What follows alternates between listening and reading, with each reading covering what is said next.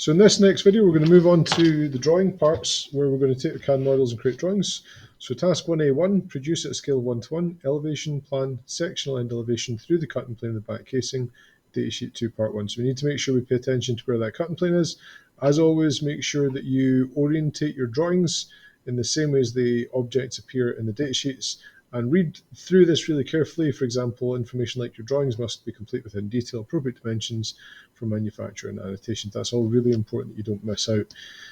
So going over to Inventor, what we've got here is, in my case, I'm going to use a drawing template that I've already created. You're allowed to use that in the assignment if you have an existing template. You can create templates in Inventor, but because the way our network settings work, it doesn't seem to save them right. So we've just got our own template. So I would open that template, and then I would save a copy as whatever this file was going to be called, so that I don't overwrite the template and I've got that blank to be reused for future. So I'm just going to save as, I would call this speaker 1A1. Speaker 1A1.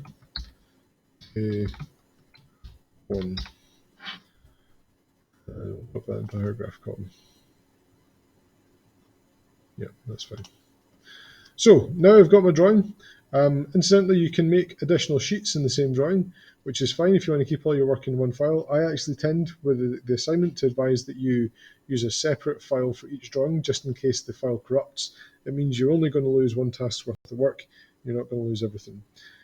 Beyond that, you want to go through a fairly systematic approach to creating your views. There's a kind of a series of steps that I would always follow, and that's basically as follows. And this might be different for you. You might have your own approach. So my series of steps is, let me just pull up here. I've got a wee note.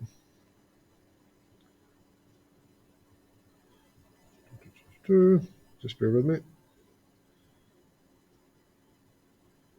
Okay, so the series of steps I would always follow is make sure you've got your title block filled out, because it's really easy to forget that. So down at the bottom here, I'm going to make sure that's all filled out. So I would just add in some text here.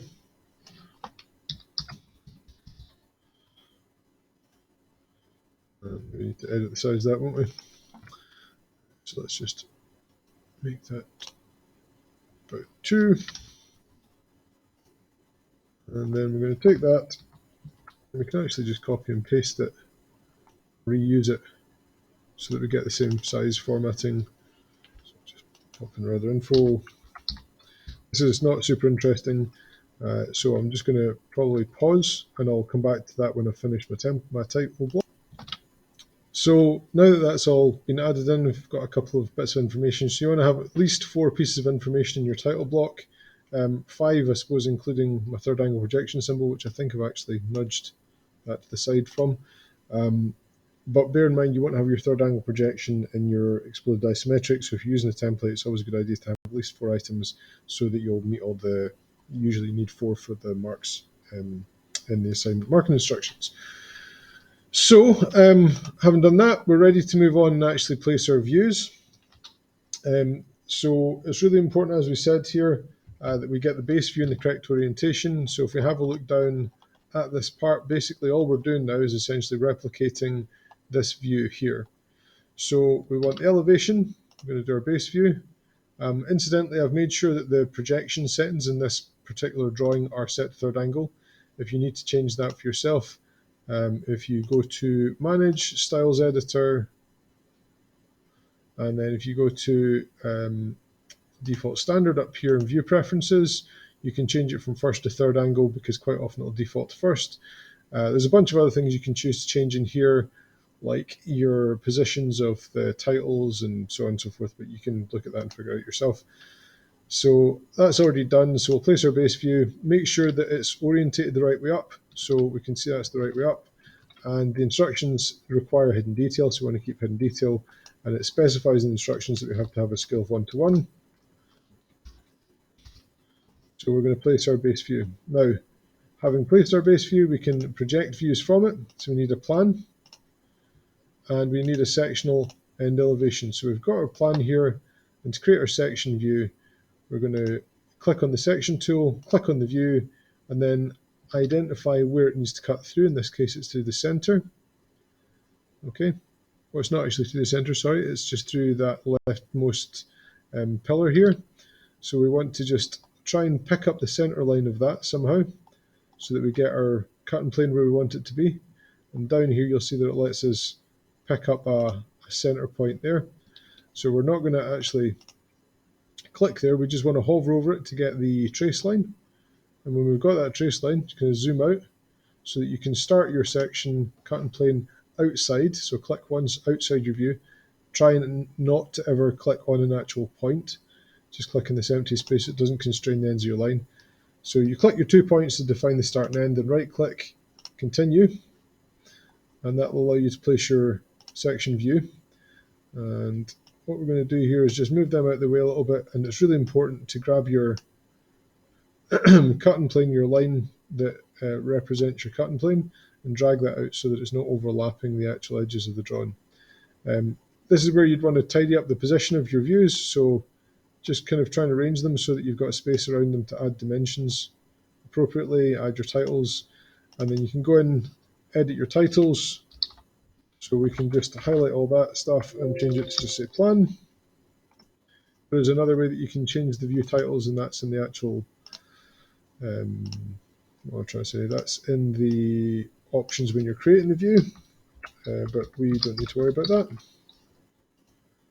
And this one here, we'll just change that so it just says section at the beginning.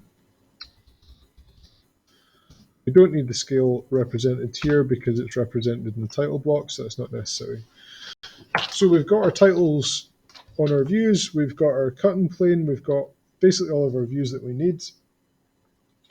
And what we need to do now is we need to add center lines. So we always want to do it before we start dimensioning. And there's an automated center lines tool that's built into Inventor. If you right click on a view and you go to automated center lines, without explaining what all of these individually mean, what I could say is simply go along, click them all, and then click OK. And it will automatically generate center lines where they're meant to be. It doesn't mean you won't need to modify them. Sometimes you'll need to stretch them out a bit longer if they're not the right sort of length. But it's pretty good at getting you almost all the way there. There are failings to this. It doesn't always pick up center lines where they should be, depending on how you've gone about the modeling process, but you'll see it's pretty effective for each of these views.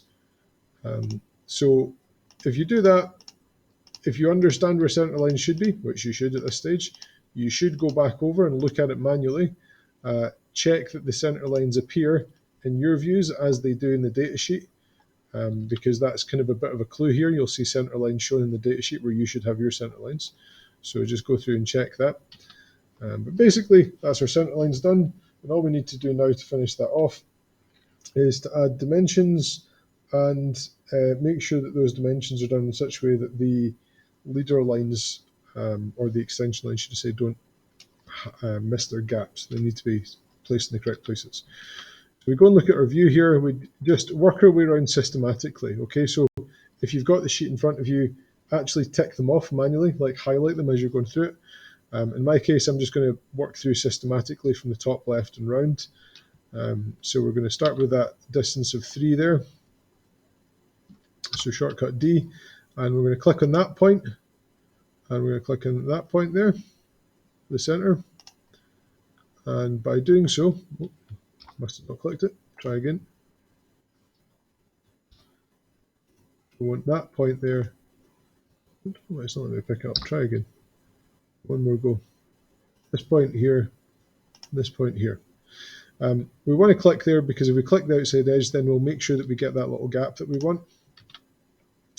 We've got a radius 4, and that's for the curve on the outside. We've got our 90, which is the side to side, so that's going to be from there to there. I want to make sure we've got enough space to put them all in. 20. We don't have a center line here, so we can go back to annotate. We can add one if we want. So we can just click here to here and create. So if we want to use that center line to dimension to, we can do that. So we've got our dimension from here to the center of that. We've got our diameter 6 for the circle. So that's all of the dimensions that appear here. We have a detail that gives us information for this feature here. Now you can add a detail view if you want to. You don't have to. You can probably add this on the actual drawing itself, but you won't be penalized, I don't think, if you add a detail view to make that clearer. So we'll just go down here, do our dimension from here to here, and the 10 that we need as well. It doesn't matter exactly where you place them. I'm just placing them here because it seems sensible. And that 3 is a bit close there, so we'll just drag that so it's sitting on the outside there. Makes it a bit more easy to read. So that's taken into account, and then working our way down here, 60, 45, 10, and 40. So we want to add them on this view. 60 to there. Now that's, sorry, I'm clicking the wrong place here. Try again. So that 60 should have actually been from here to here. There we go. Now we want to bring that 60 out a bit further than I have, because we're going to have to nest another dimension inside it. We don't want to have dimensions kind of overlapping each other. So we've got our next one from here to here. I'm just going to get that little point here.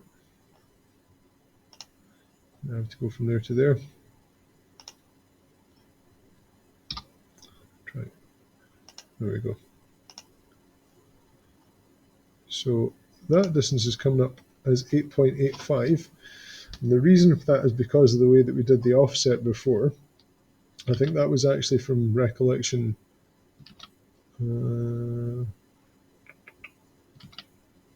Oh, you know what? It's just me being a bit thick. Sorry, I'm not thinking about what I'm doing here.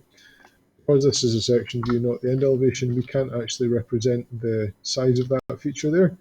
So we'll have to find somewhere else to do that, which isn't a problem. We could just do that, say up here. Probably not the most ideal place to put it, but it's fine. And if we wanted to, we could drag that out. So that'll be just 2 seconds. And dragging that out there. 40, again, we'd probably just use one of these views to place that 40 that's there, because it's for the top of this, the top edge of that. So from here to here. And then, so we've got our 40, we've got our 60, we've got our 10, and we just need the 45, which is going in the back here. You'll have to excuse me. Janitor just came in and told me I need to leave, so I'm rushing to get this done. Then down here, 180 and 90. You get the idea. Again, we want to bring this out far enough so it's not overlapping. And then if we're going to add our 90 here, make sure that we're picking up these points on the outside. We're dragging it out so it's not overlapping the 40. So that has now got all of the sizes that we need. It says here wall thickness 3. So we could add a wee annotation just off leader text, just saying wall thickness